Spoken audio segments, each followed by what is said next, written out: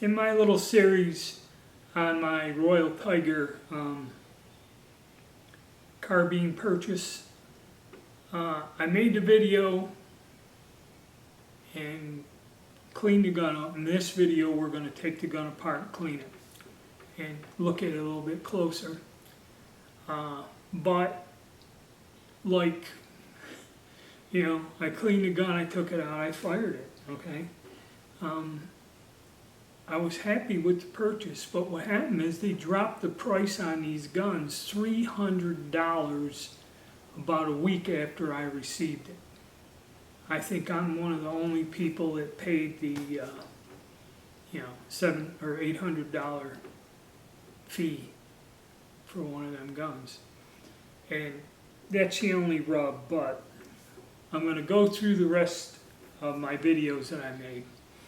And we will, you know, this one we're going to look at the gun, clean it up, take a look at it, and then I do get out and shoot it. So that will all be coming, okay, up next. But it's just kind of burns me that, you know, they dropped their price $300, like in a week. But I have not seen anyone on YouTube, they're selling out pretty quick. No one else on YouTube has posted a video as of today, or the day I'm making this, about it. So if you have, and say you're not going to post a video, well, whatever, put a comment down or tell me if you got one, and tell me what your experience is with it. Alright? So enjoy the rest of the videos in there, and stay tuned.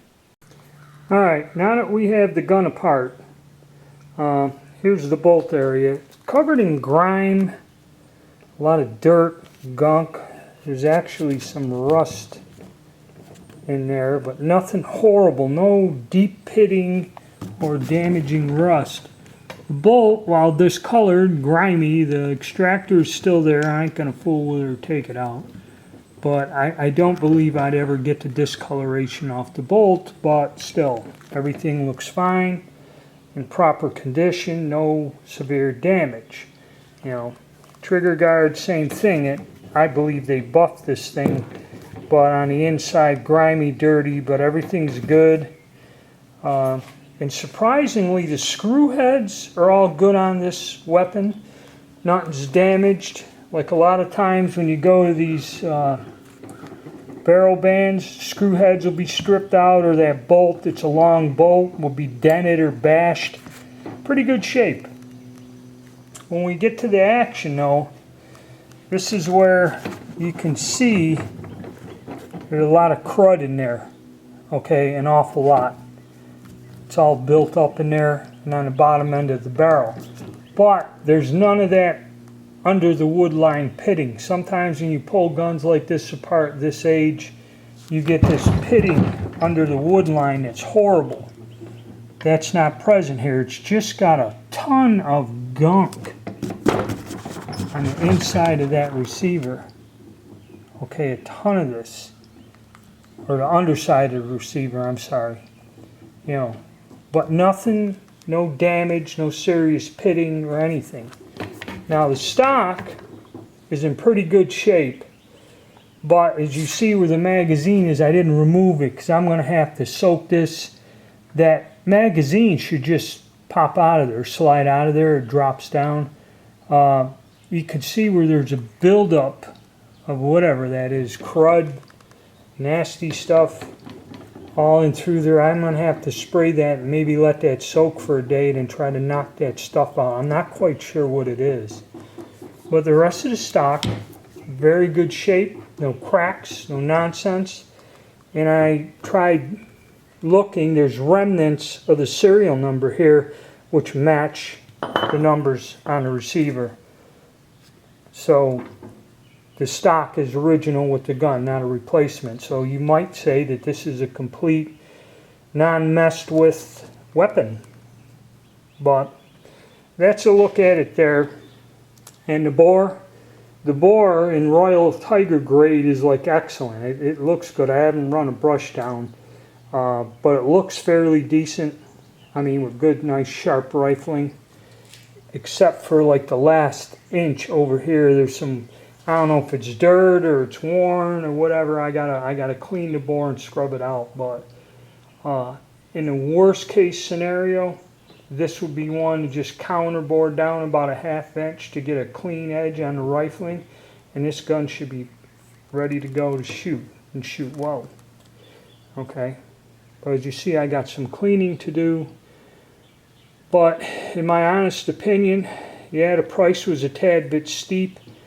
These are unusual and hard to find gun, and the condition coming out of this company really isn't that terrible, you know, all the way around. Alright, I'm going to give you guys a warning. After about a 1/2 hour, 45 minutes, I finally got that magazine out of this stock.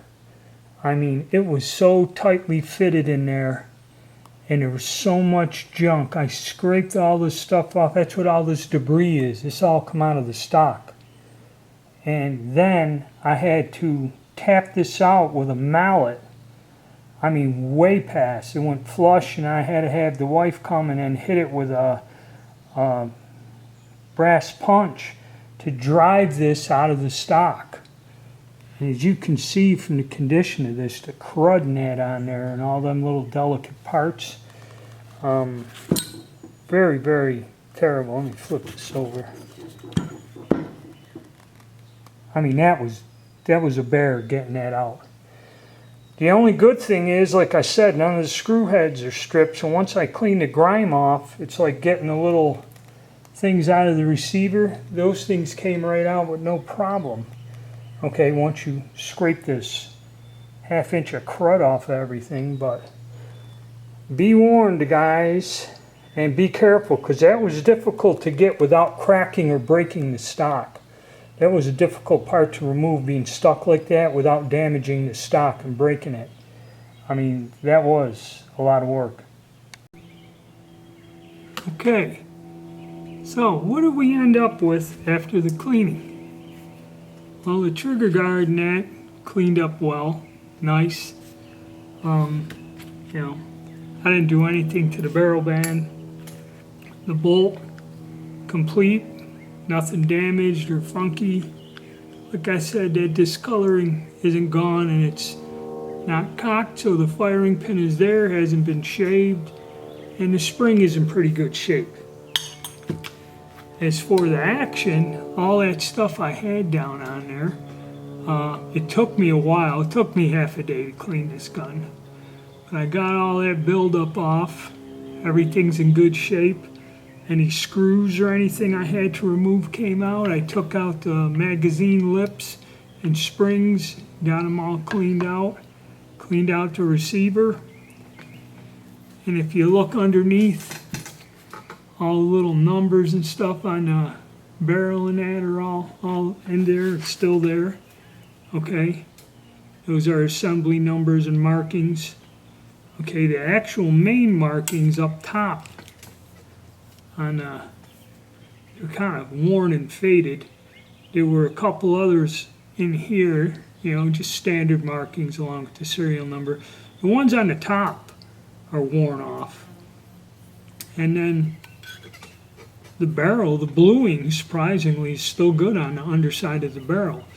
And like I said, you don't have any of that hidden pitting corrosion under the wood line. That barrel cleaned up well. The stock, I just wiped it down, and I'm going to leave it as is. I don't do anything. There's some initials on one side in Ethiopian, which probably a soldier put it on there, and there is barely visible remnants of a serial number, which do match the one on the barrel. Cleaning out that magazine well was extremely difficult. I had to scrape with a screwdriver the crud in that to get that to where I could get the magazine back in there. There was a buildup of that heavy black gunk. I'm actually going to have to sweep the floor of the garage from the amount of crap that come out of this rifle. And now, the big question, the bore. I don't know if you can see it, but surprisingly, after cleaning it out, I thought this one might have some issues up on the end here. The muzzle's a bit worn, but there is rifling in there. I have examples where the rifling's a lot better, where the guns weren't really used. This gun was used, and when you look at the bore, the rifling is still there. It's not just barely there, it's there. The gun's been used and fired, and there's some spots, like with a lot of these old guns, you'll see where there's these little inclusions of pitting, which is no big deal. This gun should shoot well, and probably as far as Royal Tiger is concerned, by their grading system, it's an excellent plus barrel, put it to you that way. So it's not dark, okay, you'd call it gray or whatever, and actually the rifling in this gun is very, very good. Above average from what I've been seeing come out of there. All right. So that's it cleaned. And like I said, very surprisingly, nothing was broken. None of the screw heads are stripped out. There's no half-ass repair jobs or something fell off and they, put it on there.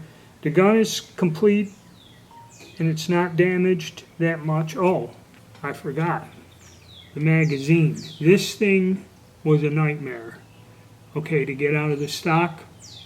And then once I got all the crud off of this and got these little wings out and got the floor plate and everything out of there, the whole inside of this magazine was filled with a black goo, and it took me a while to flush it. I had to scrape everything out. There was dirt, pollen, weeds, all kinds of stuff in there. But in the end, we got it. The spring was good. It was all covered in crud there. It was real bad.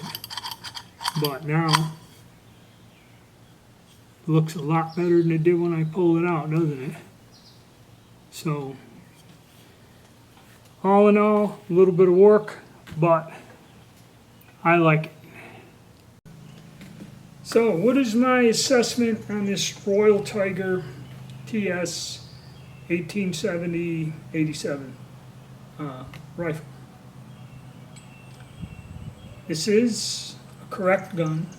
Like I said, nothing's really damaged, beat up. All the parts are there. Screw heads are nice. Nothing's broken. Nothing's missing. The fact that the date on this is 1882 means that this was a single shot gun and was converted to the magazine thing. It doesn't, other than a couple Ethiopian markings and the serial number, and I don't see that usually that stock stamp wears right the hell off. It has all Italian markings on it. So I don't know if this was issued to colonial troops and just never got that stamp in the stock. The photograph of some of these have more Ethiopian markings on them than this gun. But this gun is in excellent shape. It is a very difficult gun to find in original condition, okay, in any condition. Okay, you don't see many of these. They do not come up often for sale. So this is a tough one to get in your collection. I'm more than satisfied with this. I would not be afraid to shoot it. Now that I got it cleaned up and working, this is a dummy cartridge.